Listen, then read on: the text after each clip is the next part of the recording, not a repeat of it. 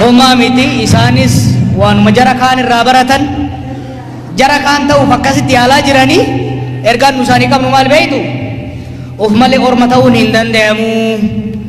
Oromooni of ta'a malee orma ta'uun hin danda'amu. Akka ormatti sirban maal nama gooti? Akkasii miti? Akka ormatti sirban morma nama jallifti. Ijoollee teenya Oromootiini. Akkuma gadaatitti akkuma aabboo faayyoo sanitti wal kabajnee dimokiraasiin dorgomna. Akka wayyaanettan karaa cuffaa isin doorsiisaan nana ta'a hin danda'amu dhiisaa hin naan.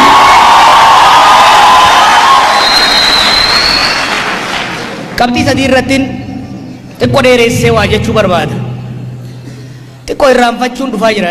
Waa irraanfachuu edee mi'a caaluun xiqqoo irraanfachuun dhufaa waan jirtuuf waa lama jajjabdu wal yaadachiifnee dhumarratti haala ammarraa dubbanna. Tokko kaayyoon qabsoo Oromoo maali? Abboota keenyarraa kaasee abboota keenya baroota 1950 irraa kaasee hanga qeerroo kaleessa nu biraa kufaniititti ummanni Oromoo kun ummanni irraa dhalanne kun abbaan biyyaa kun qabsaa'onni gameeyyiinsa kataleen irraa dhaalan kuni maalumaaf qabsaa'anii akka gariin jettutti biyya diiguuf immoo akka gariin jettutti finciluun dharraa haraaraa itti ta'eeti immoo kaayyoo wayii qaban kan jedhu xiqqoon ibsa. Itti aansee qabsoo kana bakkaan gahuudhaaf akeeka irratti hiriirree deemaa jirru kana galmaan gahuudhaaf boqonnaa meeqa keessa dabarree maaliifi seenaa yoo ofii yaadachiisin waan keessa dabarree of yaadachiisuu baannani waan irra geenyes bakka irra geenyes sirriitti xiinxalanii gara fuulduraa deemuu hin dandeenye. Gaara baatanii beektu ijoollee baadiyyaati warra magaalaatti seenu warra baadiyyaati beektuun miilan deemtee gaara yoo baate hara galfii bakka jedhamu beektu muka jala kataan tokko bakka hunda warri keenya marga wayii jala kaa'u tokko beektanii moggaa gaara baatan moggaarri hin jiru shawaa kana keessa akkam qileen dhuletanii jira beektu ufduuba gara galtee laalta haga irraa deemte san booda bakka dhaabatte san laalte rabbii kee galateeffatta duwida qabatte akkasirraa fagaate kanas laaltee bishaan dhuyitee itti qajeelta jechuudha. Akkasiimi kanaaf beektanii filosoofiin haaraa finnu hin jiru dhugaa isinitti himu waan qonnaan bulaan kenna godhu yoo beektan saayinsii biraa isin hin barbaachisu political science jinnii saayinsii hin barbaachisu waanuma ummanni keenya godhu waan ayyoof abboon ta'e godhu sirriitti hubannaan jiruunuu qabsoo beektu qabsoollee hin jiru. Kanaaf waan irra deebanne haga tokko wal yaadachiifne bakka irra geenyu immoo waliin mari'anna. Kaayyoon qabsoo Oromoo waa sadii ijoollee durumarraa hoggaa ka'u Oromoon waa sadiif ka'e. Tokkoffaa gaafii eenyummaati.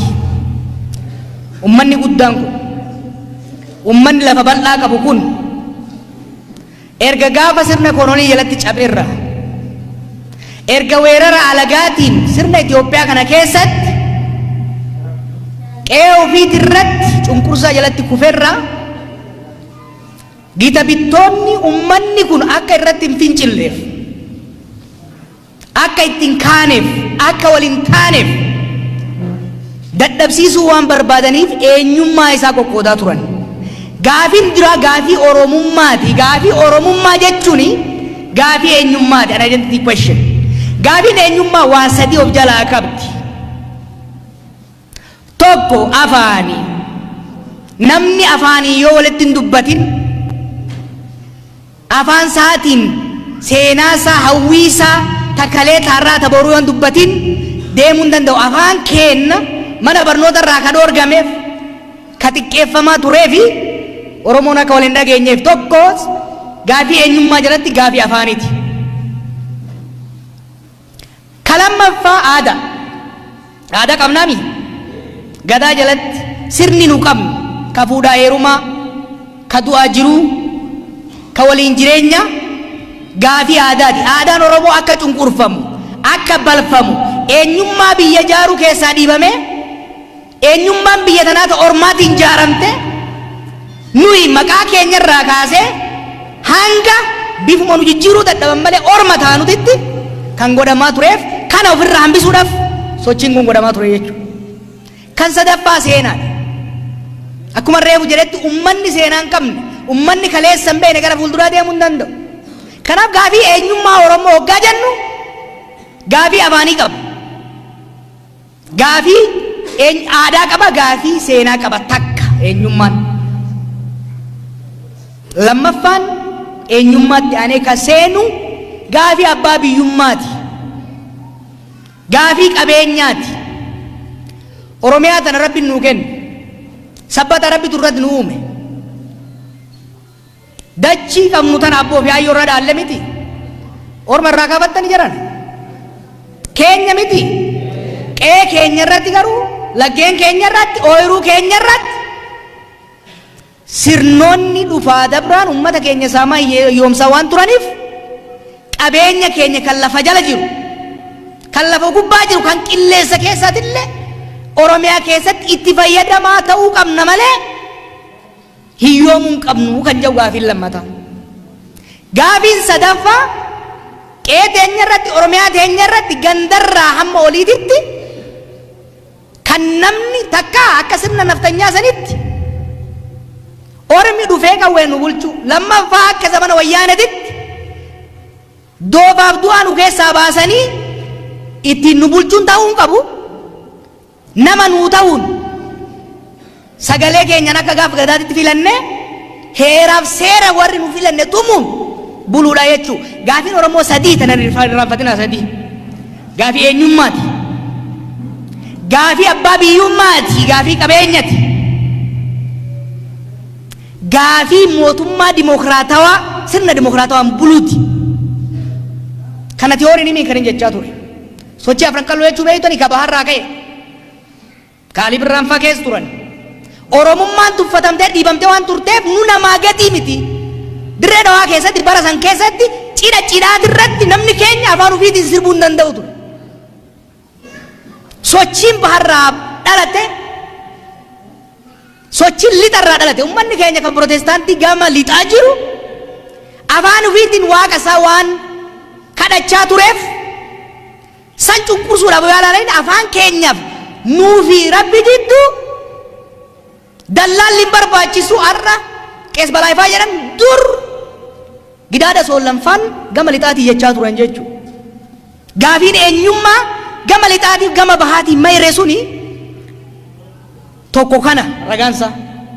Lammaffaa waa'ee sochii fakkeenyaaf Jeneraal Taaddasaan faan Maccaa Tuulamatti keessatti godhaa turan. Hamma dheeratitti deemanii qalanii Oromoo waliin nyaachisan. Oromoon tokko addaan hin fagaatiin waliin irraanfatiin amantii adda addaa qabaatus bakka adda addaa qubattus ati ummata tokko hidda tokko irraa dhufte. Hireen teetis waliini kan cunqurfamtu kan dhiidamtu. Islaama waan taateef kiristaana waan taateef baha waan dhufteef kaaba waan dhufteef gammoojjitti waan dhalatteef baddatti waan dhalatteef osoo hin ta'in Oromoo waan taateef ijanii wanni barsiisaa turaniif gaafii eenyummaa cimsuu barbaachisa waan ta'eef. Odaa qabdanii odaa agartan kana. Odaa agartan kana laaftutti dhufne beektaa jennu. Odaa amma nu hundi ofirraa qabnu kana Hayilamaariyaam Gammadaa fa'aatu mallattoo waloo Oromoo jee kaa'e. Hayilamaariyaam Gammadaatii fi Maammoo Mazammir gaafa ajjeesan Hayila Sillaaseen maal jedhe beektu? Jara lamaan sana ajjeesaa jedheen jara kan gadhiisee maal jennaan Ibaabin Magdal ka cinqillaatu nu jedhanii. Yeroo san waa'ee odaan tun gadaan tun Oromiyaan tun deebitee akka jaaramtuuf wanni qabsaaniif ummanni eenyummaa hin qabne kalammataatti waan hin ceene ce'uu hin dandeenyeef jechuudha. Kanaaf gaafiin Oromoo kan eenyummaa tokkoffaa kan lammaffaa kan qabeenyati. Sochii baalee jechuu dhageessanii waaqa guutuufaa dhageessanii miti. Kan bosonatti isaan galche biyya alagaa Somaalee bira kan isaan geesse qabeenya ofii irratti baalee yoo dhayitan dhiyoon dhaqiyan. Lafa ajaa'ibaati. Baalee qorti Oromiyaa qallabuu danda'e. Garuu irba obsisoodhaan saamamaa waan turaniif qe'ee teenya irratti rafa Rabbi nuu kennee abboota keenya irraa dhaalle irratti lammii lammataa ta'uu hin qabnu. Ashkara Oromaa ta'uu hin qabnu jedhaniiti kan fincilan jechuudha. Kuni harkan dhayinaa dhaggeeffadha. Maaliif gariin irra waan irraa dhufne nu irraanfachiifteeti sirna kaleessa ofirraa kaafne jala tun deebisuu barbaaddi. Kanaaf tokko gaafii abbaa biyyummaati. Lamaan kara dhawaatan deemaa taas geenye jechuudha. Kan sadaffaa mootummaa walooti. Mootummaa dimokiraatawaa ijaaruu. Hanga ammaatitti gaafa qabsoon dundura xirroorraa eegalteerraa, baharraa eegalteerraa, kibbarraa eegalteerraa, lixarraa eegalteerraa, jiddu galeessaa dhooteerraa, bara afran qallootirraa, baaleetirraa, maccaatu lamaatirraa kaasee hanga ammaatti qabsoon tun gulantaa takka boqonnaa gurguddaa sadii jala akka dabarte yaadachuun barbaachisaadha. Tokko revival phase ka jennuun kada dammaqiinsa. Oromoon kun erga sirna Minilikiin cabee malkatti addaan qoodamee eenyummaan isaa dhiibame eenyummaa alagaa akka fudhatuuf irratti hojjetamuu eegalee booda hoggaa qabsoo eegalu ka duraa hojiin duraa gaafin duraa gaafii Oromummaa ta'ee miti. Hojiin duraa abboonni keenya qabsaa'onni nu duraa godhan eenyummaa Oromoo deebisanii ijaaruudhaaf uummata kana dammaqsuu qaban turan. Sirboota amma akka Dumbushee Galaa Ali Birraan sirbuun jaalalaaf itti wal xabbasu deemnu kana laafaan seenaa. Don't take it. Sirboota Ali Birraa Ali Shabboo kana galaaltan even kaabutoo boodarra galaaltan lafa Oromoo kana keessatti waan jaalallee wayii jalaa badde fakkeessetti asoosaarraa kaasee hamma dirree dhawaatti hamma kabisetti si geessa. Uummata keenya wal barsiisaa turan jechuudha. Uummata keenya dammaqsuu turan jechuudha.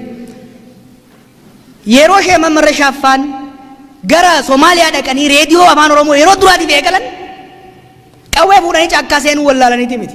By the way, namni tokko Ayyuub Abubakar jedhamu ka yeroo san dhaqee reediyoo san eegale loltuu ture Kubur Zabanyaa keessatti warra Mangistuu Naawwayii wajjin Hayila Sillaasee garagalchuuf hojjeta.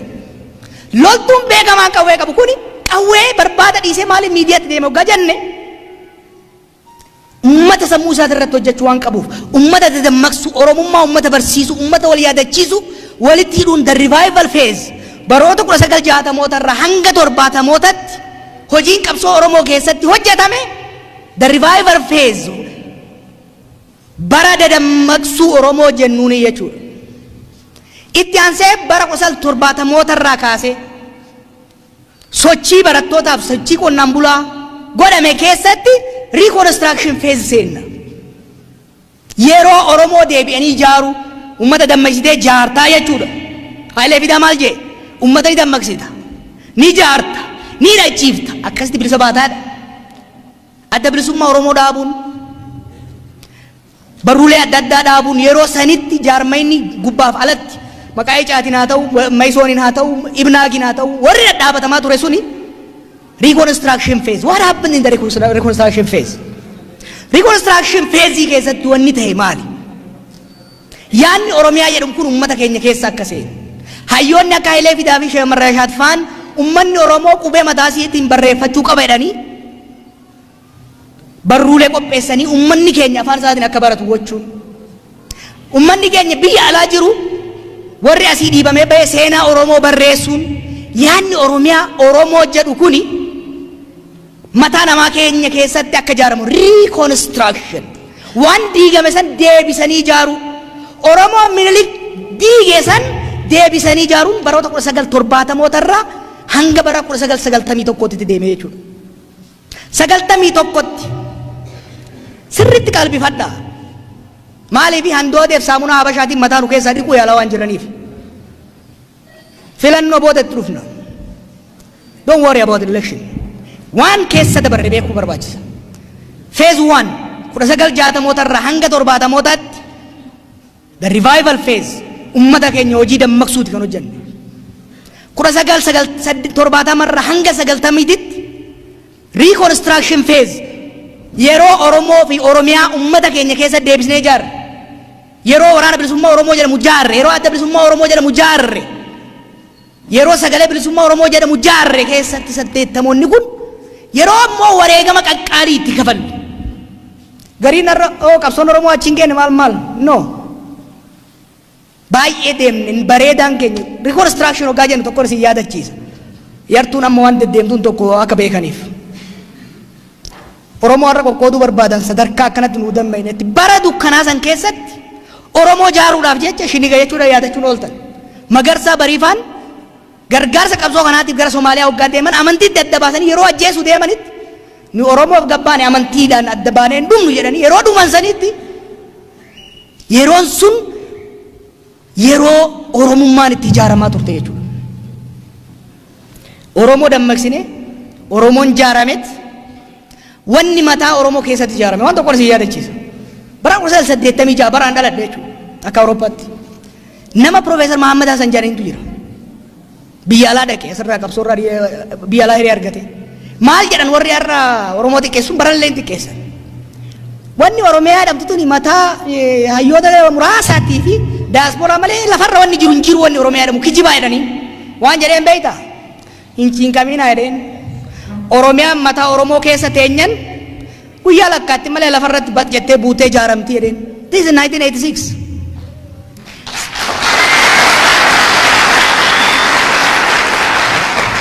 Hayyichi irraa gebeeytan hin dhaadanne hin dhawwaaqe 91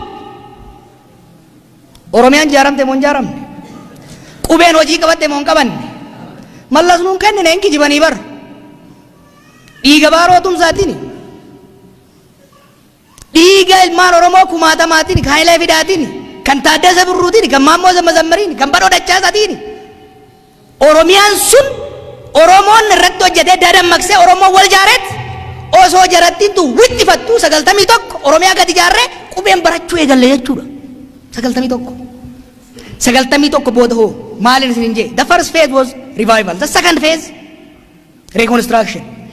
The third phase actualization kan jennuun implementation jechuun kan dandeenyu. Oromiyaan ijaaramuun abbaa fedheen haa guutamtu. Oromiyaan ijaaramuun qubeen barachuu eegaluun jajallattus hir'attus haphattus 90 tokkorraa kaasee hamma 2018tti hojiin hojjetamaa ture. Oromoo dammaqee ijaarame san Oromiyaa dammaqiinsa uummataa sammuu Oromoo keessa ijaarame san hojii irratti hiikudha jechuudha. The third phase kan jennuun uummanni keenya magaalatti galuun afaan ofiitiin barachuun biirokraasiin even opinion leeyoo taate biirokraasii keessa namni keenya galuun yeroon sun yeroo actualization jennee irratti deemaa jirru. 2018 yeroo qabsoo keessanii qabsoo qeerrootiin jijjiiramni kun dhufu reconstruction santu waan ijaarame santu Oromiyaan ijaaramuun qubeen barachuun dhaloota qubee jennee har'a ittiin uf jennu kun qeerroo jennee har'a ittiin hin jennu kun qeerroon kun 69 waraana bilisummaa Oromoo dura yeroo dhaabuudhaaf deeman jaarraan faan eedaniitti ijaaran qeerroo ganamaa jedhama. Nama 36 osoo deeman bidiruun jalaa cabdee Somaaleetti hidhaman waggaa 5 achirraa deebi'ee dhufe. Sochiin keenya kun nu yaala teenyee isin as teessanii gariin mana hidhaa ta'e kan finiinsuu dandeenye qabsaa'onni duraa wareegamtoonni nu dura lubbuu isaaniitiin dhiiga isaaniitiin Oromoo dammaqsanii Oromiyaa barreessanii qubee hojiitti waan hiikaniif nummoo dhaloota san waan taaneef san irraa fayyadamnet sirna wayyaanee waggaa 50 nu nyaachuudhaaf qarrifaa qarachaa turte afaan qabattee qeetti akka goltu goone jechuudha. Kuni feezii kana. Now 2018 as maal keessa seenne feeziin sadan dura gaafan biyya kana dhufe waan inni jedhe feeziin sadan dura is a resistance phase governance itti ceenaa jenne kaayyoo sadan osoo hin gatiin kaayyoo eenyummaa abbaa biyyummaa fi mootummaa ofii ce'umsa kana keessatti akka yaannetti illee ta'uu baatu jarri bakka ofiitti deebi'uuf illee yaalu amma qabsoon itti aanu qabsoo mootummaa ummataa dhaabuuti. Dhagaa gaafileen sadan Oromoon qabatee bayee suni they are indivisible. Adda qoqqoodamuu hin danda'an addaan hiramuu hin danda'an akkamitti jedha 91 qubeen barachuu eegalleemi afaan keenya Oromiyaa jaarranneemi gaafilee gurguddoo keessaa xiqqoo deebi'aa dhufte. Gaafiin eenyummaa gaafiin qabeenya amma fakkeenyaaf keessattuu waggoota lamaan dabre kana keessatti saamicha wayyaanota dhaabuu danda'uun haga tokko saamichi nurra dhaabachuu. However afaan keenya irra qancaree jira. Oromiyaa keessatti afaan kun waggaa 27 kana uf duuba deemaa jira malee guddachaa deemaa dhabuun manneen jire hojii adda addaa keessatti even manneen Oromiyaa yoo dheettan waan naannoo biraa dheettan isiniif fakkaata kaasamu afaan hundaan afaan biraatiin. Aadaan keenya amma humnaan xiqqoo irreecha kanaan jabeeffataa dhufne malee aadaa keenya irratti qorannaan gahaan godhamaan jiru. Promoshiniin gahaan godhamaan jiru. Har'as aadaan Itoophiyaa aadaa ormaa taate nu garuu wajjin ragadaa deemu. Qabeenyi wayyaan irraa hambifanne har'as ormatu itti fayyadama malee dargaggeessi keenya hojii dhabee jiraata. Waay isinitti himu haga feete eenyummaa kee deeffatte haga feete qabeenya kee deeffatte mootummaa siif ta'u yoo hin qabaatin mootummaa siif ta'u yoo hin filatin gaafin saden sun mootummaa siif ta'u jechuun ka ati filatte ka boru na buusa jedhee sodaatu yoo qabaatteen alatti eenyummaa keettis guddisuus tikfachuus hin dandeessu. Qabeenya hattuu fi saamturra hambifattes misoomfachuu guddifachuu hin dandeessu. Boqonnaan amma itti jirru kuni boqonnaa gaafii sadaffaa san bakkaan geenye gaafii lamaan hafanis hojiitti hiiknu jechuudha. Kanaaf isinitti hin dheeresse maaliifi miidiyaa kanan lallaala kaadiree waan haasoftu laala bakka wayyaan illee qilleensummaan fuudhee waan deeme itti fakkaata. Afaan Oromoo kunis akkanumatti waan namni asiin ga'e itti fakkaata. Oromiyaan tunis takka xaddeetti gama nyaatan tuni lafumatti waan dhuftee fi har'uma kaadiree waan jaare itti fakkaata. No waggaa 50 itti buqqaane itti cabne itti dhumne akka finne akka yaadattaniif filannoo kana filannoo Baqqalaa fi Abiy jidduu Jawaari Mararaa jidduutti miti.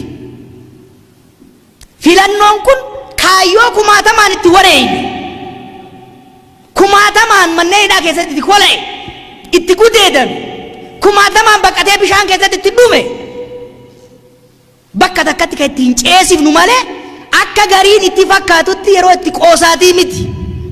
Ijoollee taphaa simbiraa lubbuudhaan nuuf filannoon kun ka amaanaa abboota keenya hiriyoota keenya asitti sabbata keessa nu biraa fixanii tarkaanfii takka bakkaan hin geenyu guututti tarkaanfii takka gara fuuloon duraa itti ceesifnu jechuudha.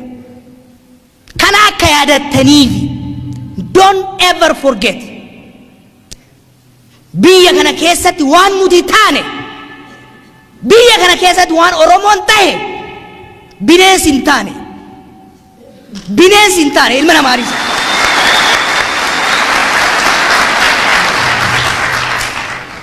Dhaamsi ani isiniifis qabu qeerroo keenyaafis miseensota keenyaafis qabsaa'otaafis qabu waan haaraa uumaan jiru lubbuun teenyas xaariin keenyas kan abboota keenyatiin hoggaa ol bira qabamuun baay'ee xiqqaadha. Kanaaf xurreen irra jirru karaan dhiigaan taraarame lafee abboota keenyatiin lafarra kaa'ame waan ta'eef filannoo kanas filannoo akka taphaatiitti ittiin ilaalamu akka hin taane hubachuun barbaachisaadha. Kanaaf filannoo kanatti hin seenna. Filannoo kanatti akkamitti seenna? Hirbuu ummata nu biraa kufee bakkaan ga'uudhaaf waadaa hiriyoota keenya jaallan keenya qaama irratanii nu keessa jiranii homaa godhuuf hin dandeenyu garuu kan hin cabe lafatti miti akka jaanii isaan at least nagaa rafaniif. Kanaaf qophii godhaa jirru duula eegallee jirra. Waan gooneef sababa qabna. Fakkeessaan isaan faranjitti fakkeessan. Warri Islaamaa maal jabee durreen hajjii dhayxeef eeggeesii akkas gochuun dhiiftudha. Jarri kunis dimokiraasii waan jedhaniif haa mul'ifataniif duula goone akkuma yaannetti duula torban lamaatiin amalli isaanii as deebi'aa jira. Nuyi garuu karuma kaleessa abboonni keenya irra deemna. Tokko Oromummaatti amanna. Lama tokkummaa qabsaa'otaati irratti hojjanna. Sadaffaa beekumsa qannuu fi muuxannoo qabsootanaa biyyoota biraa walitti finnee tarsiimoodhaan masakam. Afraffaa naamusa cimaadhaan sochoona naamusa qabsootiin. Kanaaf bakka amma jirrurraa kaane akka isaan wacanii miti waan tokkoon isinitti himu. Jaarmeeneen Oromoo qabsoo bilisummaa Oromootti amanan. Ummanni kun biyya kana keessatti dhugaa qaba. Dhugaa kan ammoo dhiiga isaatiin asiin gahate gara fuulduras mootummaa isaa malu jaarrachuu qaba warra jedhu wajjin wal taane gamtaa kan jaamu uumne xumurree jirraa jechuu. Ilma namaadhis.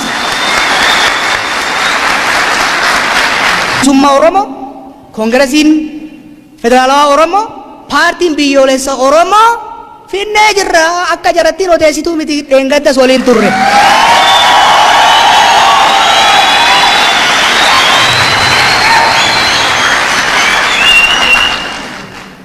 Warri sirna naftanyaa ol deebisuu barbaadu birrii biliyoona walitti guuraa jira.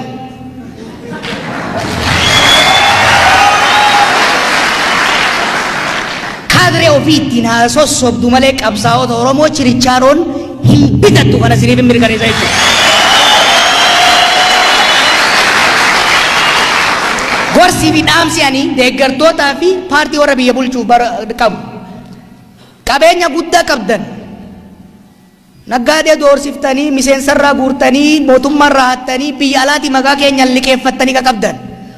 San isiniif rabbitti wal gaafata qabeenya qabdaniin hanga dandeessan nama bitadha rakkoo irraa hin qabnu.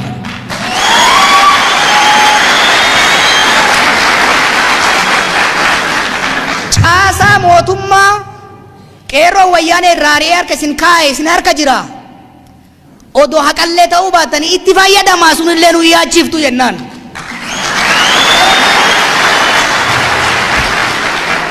Miidiyaa mootummaatii fi warra alagaa isin wajjin jiru wajjin maqaa halkanii guyyaa nu balleessitanii itti jabaadha. Maqaan keenya onnee uummata keenya keessa jira hin sodaannu propagaandaa itti abuubaa jennaan.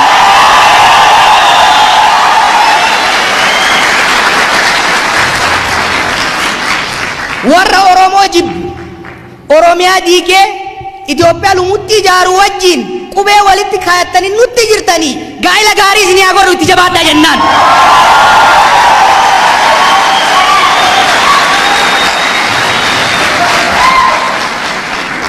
Maallaqaan nu caalanii dhaaba mootummaa harkatti galfatanii hattuu fi booyyee jigii hammatanii filannootti haaseenanii yoo kanaan nu caalanii nu mo'atan xax laxi jenneet mo'amnee harka kenninee akka mormituutti itti fufna. Wanni hin fudhatamne garuu wanni hin fudhatamne mootummaa harkaa qabna jedhanii miseensota keenya hidhuun aangoo harkaa qabna jedhanii hogganoota keenya ajjeesuuf doorsisuun waajjiroota keenya banuun never kun fudhataman qabuu jennaan.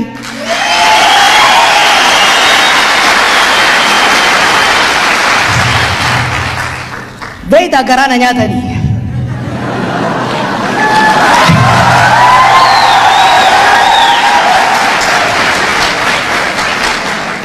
mee waaqa isin uume sodaadha. Ummata Oromoo waggaa 50 irraa seerraa haga mallasaatitti mootummaa tan harkatti kaayatanii faranjii haga chaayinaa araba haga gurraachaa sadaqaa kadhatanii tumanii hidhanii ajjeesanii utuma deebisuu dadhabani. Warri kaleessa wayyaanee jalaa ba'e kun ajjeechaan sodaachisuun utuma deebisuu danda'a.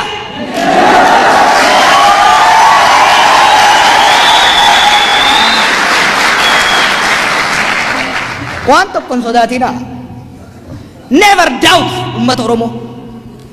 Ummata Oromoo dhibbaa dhibban itti amanan. Ummata dhugaa qabu akka ta'e. Ummata tokkummaa cimaa qabu akka ta'e. Shufuroon gandaaf amantiin fiffiidu. Gabaan Oromoo isinitti himu.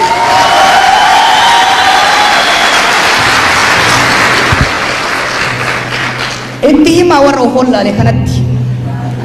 Gabaan Oromoo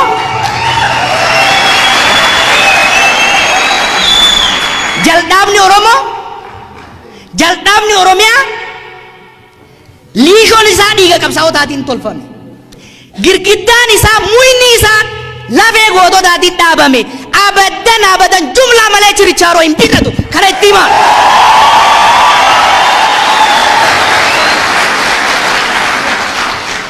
Nunidhaan jechuufi miti. Waajjira keenya cufan jechuufi miti. Nun ajjeesan jechuufi miti.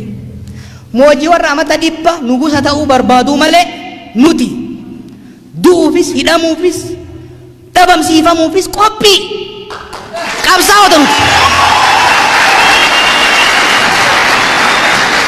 Qabsaan Oromoo bolola aangoo hin qabu bolola bilisummaa malee. Bilisummaa uummata isaa malee. Dhugaa uummata isaa malee. Tarsiimoo qabna. Tokko yoo hidhan kumaatama itti hiriirsina. Tokko yoo ajjeesan kasan daranii jala itti ol baafna. Abadan waan takka beekuu qaban.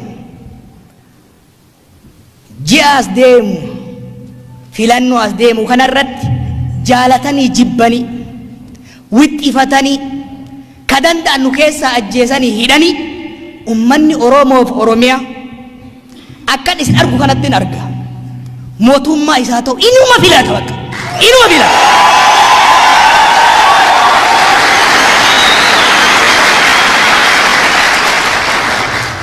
Kan ammoo dhaatu hin goonu beeytu wal beeynaa bar wal beeyna.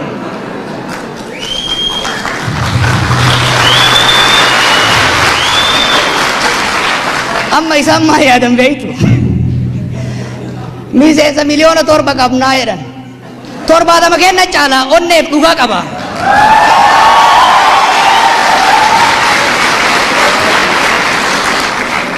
Doolaara biliyoona qabnaa Arabaaf Chaayinaaf Faranjiin nutti kennanii jedhan midhaan qunnaa takka gabaree kennatii caalaa hin sodaatina.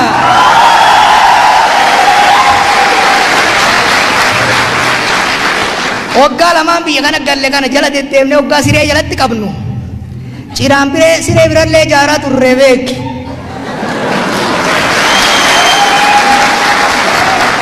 Isinitti himu biyya tana qabalee irraa haga federaalaatti qabsaa'ota Oromoo jaarree jirra. Hin sodaatina hin shakkina.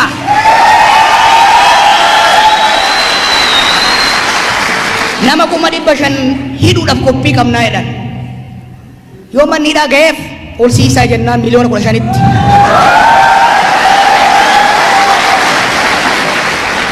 Dhugaa rabbii isinitti himuun miliyoona 50 kana yoo hidhan abadan Oromoon inni wabilisoomti mootummaa isii ta'u inuma jaarratti kuni uma.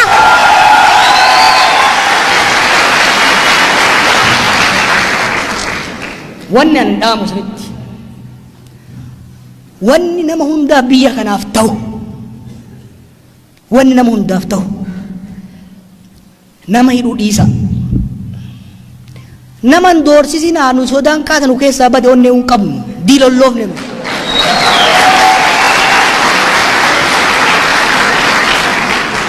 Ajjeesuuf illee rakkitinaa ummanni kun akka cirrachaati hin dhumu jala wal horaa jira.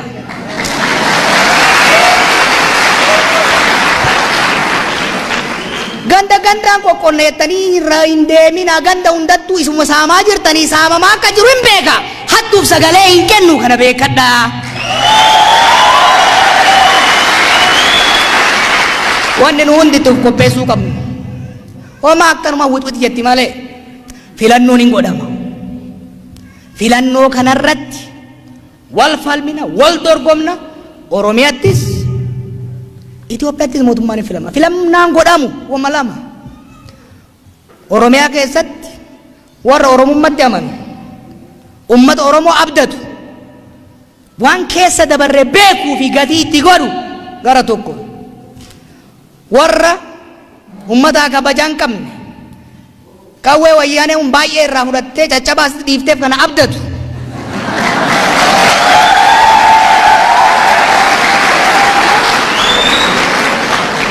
Warra obboleeyyan ufii oorrutti gadi baasuu didee ollarraa jigii kadhatu kana jidduutti godhamti. Sadarkaa Itoophiyaatti warra sabaaf sablammoonni wal qixxummaadhaan qe'ee rabbi isaanii kenna irratti ka qabsoof aarsaa guddaadhaan deebisanii ijaaratan irratti Oromoon Oromiyaa irratti, Somaaleen Somaalii irratti, Affaar Affaar irratti, Sidaamni Sidaama irratti, Amaarri Amaara irratti mootummaa isaa ta'u filate, seera isaa ta'u tumate, imaammata aftarsiimoo isaa ta'u bocate guutuu guututti total full self rule akka naannootti tokko. Sadarkaa federaalaatti naannoleef ummanni akka baay'ina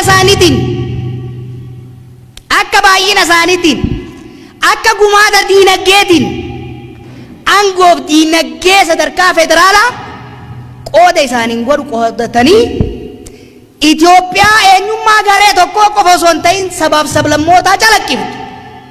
Kaakka tokko awwaaltee ka biraa ol calaqqiftu osoo hin ta'in kan hunda fakkaattu. Ni jaarranna jechuudha. Karaan sirrii kana. Karaan jallaani. Karuma jallaa kareetti deebi'uudha.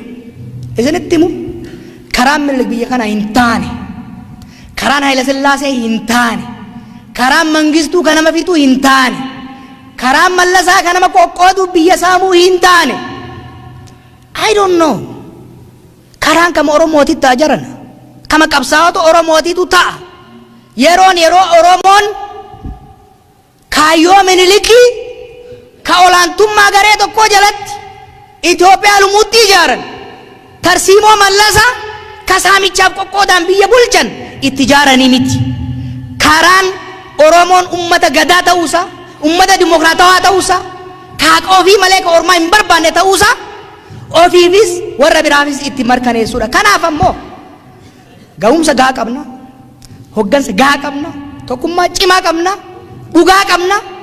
Ummanni keenya nu bira jira, Rabbis nu gargaara, hin shakkinu, filannoof qophaayaa. Waan ani isinitti himu jarri amma maal barbaaddi? Isin tuttuittee jeequmsatti isin seensisuu barbaaddi. Hin godhina. Hiriira baafataa jirtini. Haa baafattu hin jeeqina. Isin firii shan argattiisan salfii haa godhattu itti dabala harka dhayaaf rakkoon qabdu. Isinitti mee? Nuyi mirga keenya hin tuqinaa jenne malee mirga namaa tuquu hin barbaannu. Hin tuqinaa isaan. Gaafa keenya immoo tuquuf itti hin dhiifnu. Kanaaf walitti deemnee bal'inaan mari'annaa waan tokko hin shakkinaa. Xurreen irra jiru xurree dhugaati. Xurree dhiigaan dhufti. Dhara keessaa of keessaa hin qabnu. Kaayyoon keenya xaliila ifa.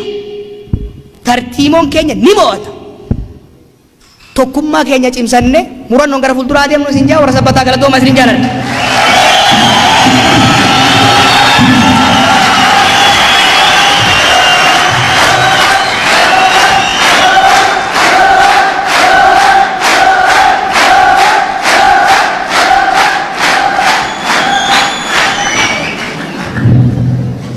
Egaa kanatti aansuudhaan galatooma ammas mee Jawaari faamilee